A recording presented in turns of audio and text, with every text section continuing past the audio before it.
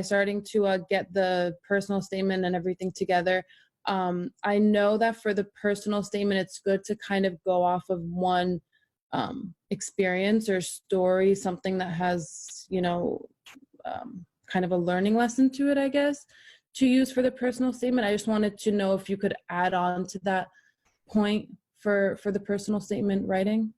It doesn't necessarily have to involve that, but some great statements do. I would instead start with some personal experience you've had that could illustrate positive qualities and also show why law school in particular. So as you think about your resume or your time in college or your work experience, volunteer work, or just personal anecdotes, does anything come to mind as a compelling story that you would want to tell?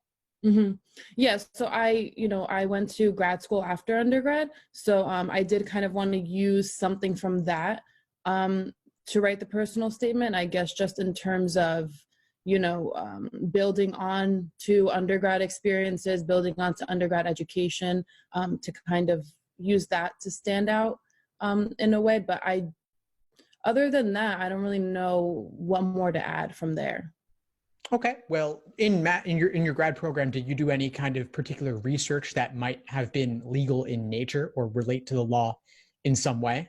No. So it was a master's in English literature.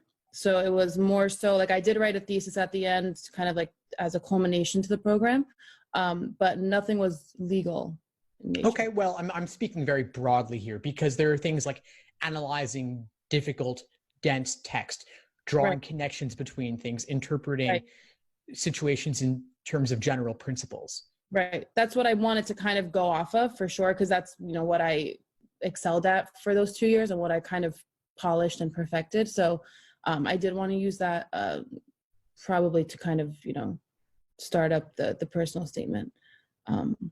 Yeah, you could certainly do that. Yeah. Okay. I think, and then in terms of, I wanted to ask other questions kind of about, is it okay if I ask other than the personal statement? Yeah, sure. So I also, like I said, I went to grad school, and so my letters of recommendation, could they be from grad school professors? Sure, absolutely. They can be from professors and they can also be from employers.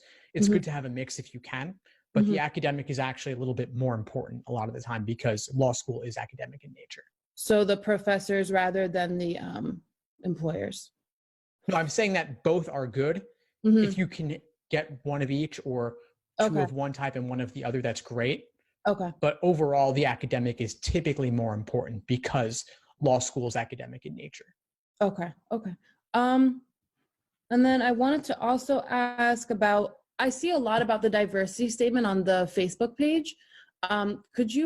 What kind of is that? So for me, it's kind of, I saw some students talk about, they're the first generation here to go to higher education, and they, immigrant parents and that type of story. So do you think that the diversity statement kind of adds a good dimension to the application, something that I should write if I kind of fall into that category of first generation here? Should I add that to my personal statement? I wasn't sure how much of a mix of topics I should also add to the personal statement. Like if I should just keep it in terms of my academic experiences, or could I add in like, I'm first generation here, my father opened up a business in the States, and I had a lot of experience with that business as, when I was young? Or do I kind of keep it as a straight line, one narrative? I would keep it more as a straight line. If you start mixing in everything, then it can become a little bit disjointed.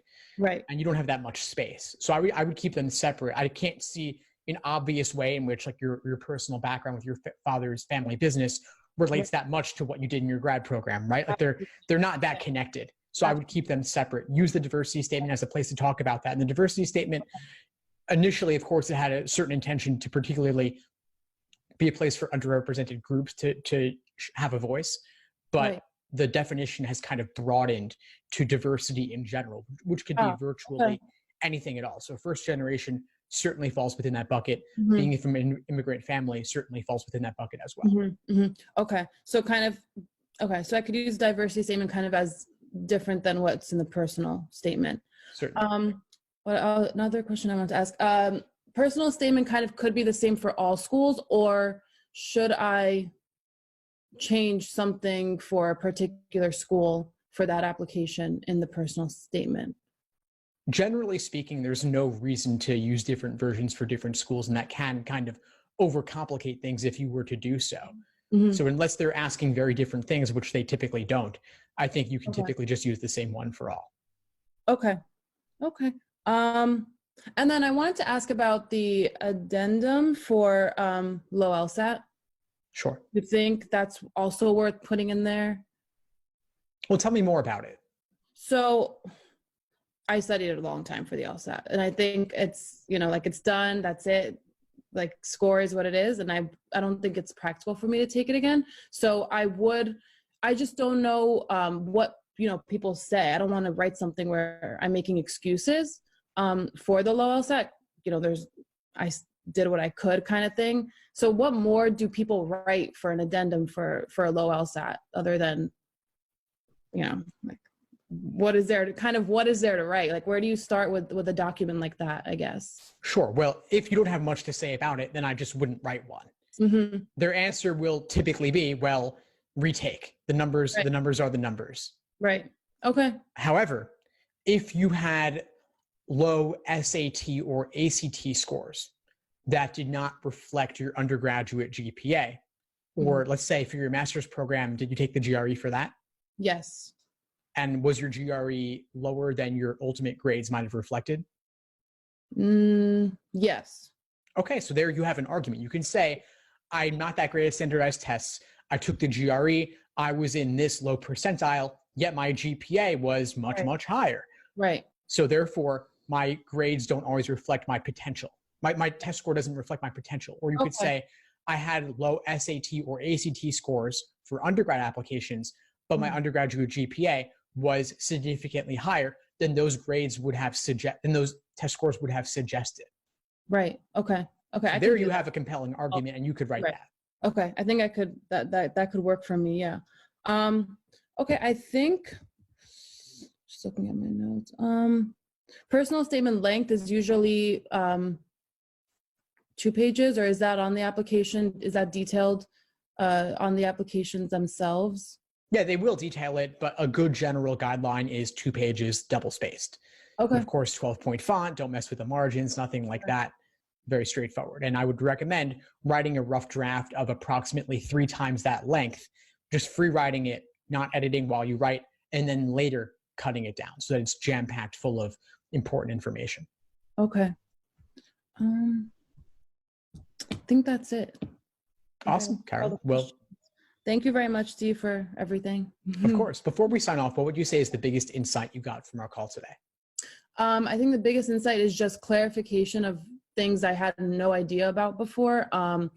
The letters of rec, the personal statement details, just also personal statement, kind of making sure that the point is, you're talking about law school. As you said, it's kind of having a straight line narrative, not going into other things, which I wasn't sure how to structure the personal statement. So your answer to my question about adding in other stuff, saying that it's better to stay consistent with the topic, was, I think, the most insight from today.